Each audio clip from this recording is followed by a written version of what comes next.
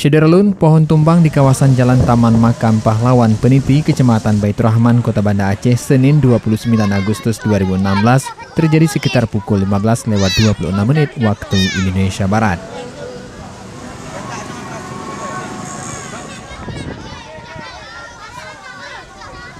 Pohon yang tumbang itu tepat di depan sekolah dasar SD Negeri 12 mengejutkan murid sekolah tersebut dan warga setempat.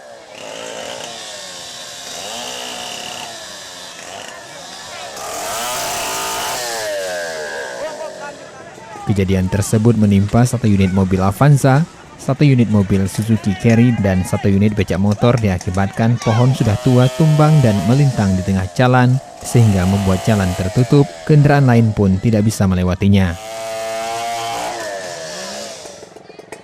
Petugas dari Badan Penanggulangan Bencana Daerah Kota Banda Aceh bersama petugas Dinas Kebersihan dan Pertamanan Kota Banda Aceh langsung melakukan pembersihan dengan memotong potongan batang kayu itu dengan mesin pemotong.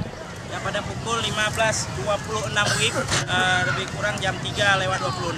Ternyata pohon ini tumbang dan menimpa dua unit mobil di sebelah kiri, dan sebelah kanan itu ada becak mesin yang sedang melintas.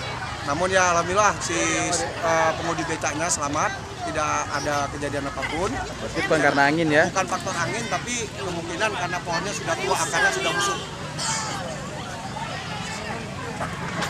Tumbang pohon. Bapak lagi di warung kopi? Warung tidak di tempat tinggal di warung kopi. Kurang 50 lah. Berapa Pak? 50. 50 juta?